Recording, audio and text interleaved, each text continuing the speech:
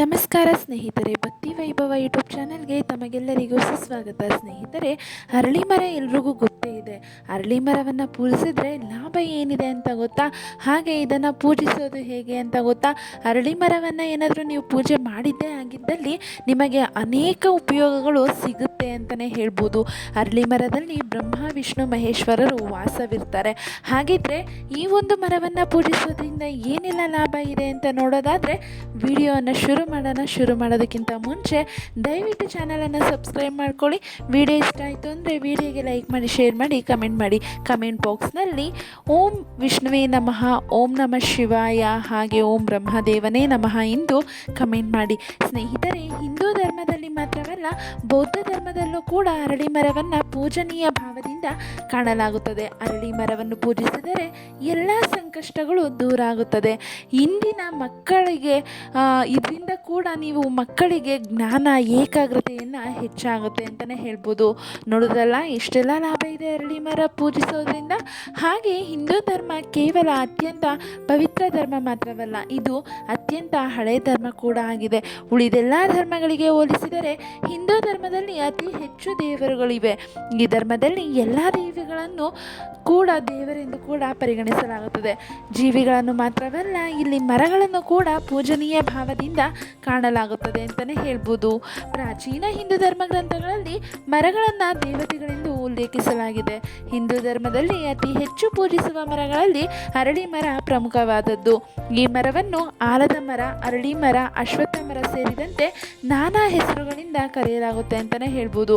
ಸಂಸ್ಕೃತದಲ್ಲಿ ಅಶ್ವತ್ಥ ಮರವೆಂದು ಕರೆಯಲಾಗುವ ಈ ಮರವು ಬ್ರಹ್ಮ, ವಿಷ್ಣು, ಮಹೇಶ್ವರ ಈ ತ್ರಿಮೂರ್ತಿ ದೇವರುಗಳನ್ನು ಪ್ರತಿನಿಧಿಸುತ್ತೆ ಅಂತಲೇ ಹೇಳ್ಬೋದು. ನೋಡಿದ್ರಲ್ಲ ಸ್ನೇಹಿತರೆ, ಈ ಒಂದು ಮರದಲ್ಲಿ ಬ್ರಹ್ಮ, ವಿಷ್ಣು, ಮಹೇಶ್ವರರು ವಾಸವಿರ್ತಾರೆ ಅಂತಲೇ ಹೇಳ್ಬೋದು. ಹಾಗಿದ್ರೆ ಅರಳಿ ಮರ ಶತಶತಮಾನಗಳಿಂದಲೂ ಧಾರ್ಮಿಕ ಮಹತ್ವದೊಂದಿಗೆ ಈ ಮರವನ್ನು ಪೂಜಿಸುತ್ತಾ ಬರಲಾಗಿದೆ. ಇದಕ್ಕೆ ಉತ್ತಮ ಉದಾಹರಣೆ ಅಂದರೆ ಕೆಲವೊಂದು ಅರಳಿ ಮರವನ್ನು ನೀವು ಕೆಂಪು ದಾರದಿಂದ ಸುತ್ತಿರೋದ್ರಿಂದ ನೋಡಿರ್ಬೋದು. ಹಾಗಾದರೆ ಈ ಅರಳಿ ಮರವನ್ನು ನೀವು ಯಾಕೆ ಪೂಜೆ ಮಾಡಬೇಕು? ಈ ಮರವನ್ನು ಪೂಜಿಸಿದರೆ ಸಿಗೋ ಲಾಭ ಏನು? ಹಾಗೆ ಅದನ್ನು ಹೇಗೆ ಪೂಜಿಸಬೇಕು ಅಂತ ನಿಮ್ಮಲ್ಲಿ ಏನಾದರೂ ಕನ್ಫ್ಯೂಷನ್ ಇದ್ದರೆ ಈ ಒಂದು ಕನ್ಫ್ಯೂಷನ್ಗೆ ನೀವು ಕ್ವಶನ್ಗೆ ಆನ್ಸರ್ ತಿಳ್ಕೊಳ್ಳೇಬೇಕು. ಅರಳಿ ಮರವನ್ನು ನೀವು ಏಕೆ ಪೂಜೆ ಮಾಡಬೇಕು ಅಂತ ಅಂದರೆ, ಭಗವದ್ಗೀತೆಯಲ್ಲಿ ಶ್ರೀಕೃಷ್ಣನು ತನ್ನನ್ನು ವಿವಿಧ ಮರಗಳ ನಡುವೆ ಅರಳಿ ಮರವೆಂದು ಹೇಳಿಕೊಂಡಿರ್ತಾರಂತೆ. ಅಷ್ಟು ಮಾತ್ರವಲ್ಲ, ಅದೇ ಮರದಲ್ಲಿ ಶ್ರೀಕೃಷ್ಣನು ಮರಣ ಹೊಂದಿದನು ಅಂತ ಉಲ್ಲೇಖ ಕೂಡ ಇದೆ. ಆದ್ದರಿಂದ ಕಲಿಯುಗ ಪ್ರಾರಂಭವು ಈ ಧಾರ್ಮಿಕ ಮರದ ನೆರಳಿನಲ್ಲಿಯೇ ಎನ್ನುವ ನಂಬಿಕೆ ಕೂಡ ಇದೆ. ಹಿಂದೂ ಧರ್ಮದಲ್ಲಿ ಕೂಡ ಋಷಿಮುನಿಗಳು ದೊಡ್ಡ ಅರಳಿ ಮರದ ನೆರಳಿನಲ್ಲಿ ಧ್ಯಾನವನ್ನು ಮಾಡ್ತಾ ಇದ್ರಂತೆ. ಅರಳಿ ಮರವನ್ನು ವಿಷ್ಣುವಿನ ರೂಪವೆಂದು ಪರಿಗಣಿಸಲಾಗುತ್ತಿದ್ದು, ಇಂದಿಗೂ ಕೂಡ ಈ ಮರಗಳ ನೆರಳಿನಲ್ಲಿ ಋಷಿಮುನಿಗಳು ಧ್ಯಾನವನ್ನು ಮಾಡ್ತಾ ಇರ್ತಾರೆ. ಹಿಂದೂ ಧರ್ಮದಲ್ಲಿ ಮಾತ್ರವಲ್ಲ, ಬೌದ್ಧ ಧರ್ಮದಲ್ಲೂ ಕೂಡ ಈ ಮರವನ್ನು ಬೋಧಿ ವೃಕ್ಷವೆಂದು ಪೂಜನೀಯ ಭಾವದಿಂದ ಕಾಣಲಾಗುತ್ತದೆ. ಬುದ್ಧ ಧರ್ಮದಲ್ಲಿ ಹೇಳಿರುವ ಪ್ರಕಾರ ಗೌತಮ ಬುದ್ಧನು ಅರಳಿ ಮರದ ಕೆಳಗೆ ಕುಳಿತು ಧ್ಯಾನವನ್ನು ಮಾಡಿ ಜ್ಞಾನವನ್ನು ಪಡೆದನೆಂದು ಹೇಳಲಾಗುತ್ತದೆ. ಅದಕ್ಕೋಸ್ಕರ ಹೇಳ್ತಾ ಇರೋದು, ಮಕ್ಕಳಿಗೂ ಕೂಡ ಅರಳಿ ಮರವನ್ನು ಪೂಜೆ ಮಾಡೋದ್ರಿಂದ ಮಕ್ಕಳಿಗೆ ಏಕಾಗ್ರತೆ ಜಾಸ್ತಿ ಆಗುತ್ತೆ, ಹಾಗೆ ಜ್ಞಾನ ಕೂಡ ಜಾಸ್ತಿ ಆಗುತ್ತೆ ಅಂತಲೇ ಹೇಳ್ಬೋದು. ಅರಳಿ ಮರದ ಮಹತ್ವ ನೋಡೋದಾದರೆ, ಗುಣಾತ್ಮಕ ಮತ್ತು ಋಣಾತ್ಮಕ ಶಕ್ತಿಗಳು ಈ ಮರದಲ್ಲಿ ನೆಲೆಯಾಗಿರೋದ್ರಿಂದ ಇದರ ಕೊಂಬೆಗಳು ಅಗಲ ಮತ್ತು ದಪ್ಪವಾಗಿರುತ್ತದೆ. ಭಗವಾನ್ ಶನಿ ಮತ್ತು ಹರಿ ಇಲ್ಲಿ ವಾಸವಾಗಿದ್ದಾರೆ. ವಿಷ್ಣು ಈ ಪವಿತ್ರ ಮರದ ಮೂಲವೆಂದು ನಂಬಲಾಗಿದೆ.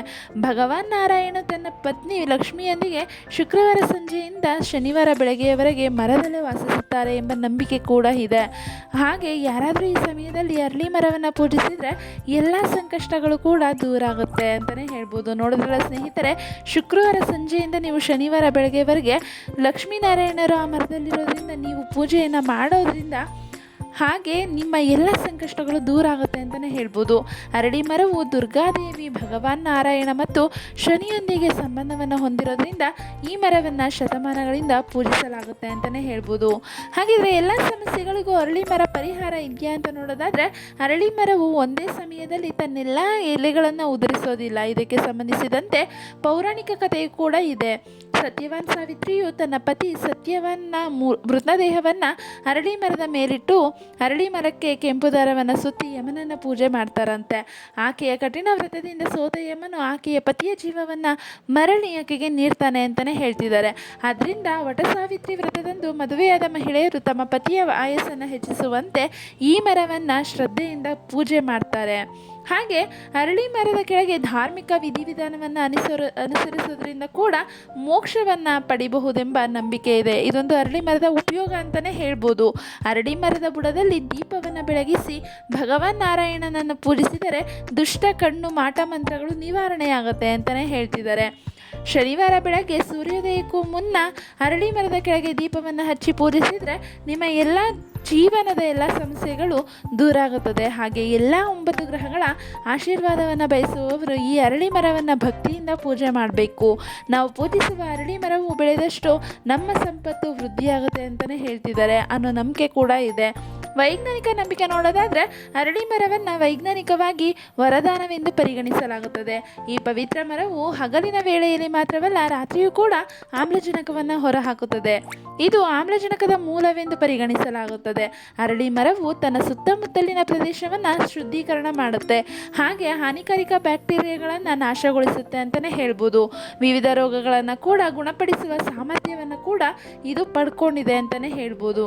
ಹಾಗಿದ್ರೆ ಅರಳಿ ಮರಕ್ಕೆ ಪೂಜೆ ಮಾಡೋದ್ರಿಂದ ಏನು ಉಪಯೋಗ ಅಂತ ನೋಡೋದಾದರೆ, ದೈವಿಕ ಶಕ್ತಿಯನ್ನು ಹೊಂದಿರುವ ಅರಳಿ ಮರವು ಆಯುರ್ವೇದದಲ್ಲಿ ವಿಶೇಷ ಸ್ಥಾನವನ್ನು ಪಡೆದುಕೊಂಡಿದೆ.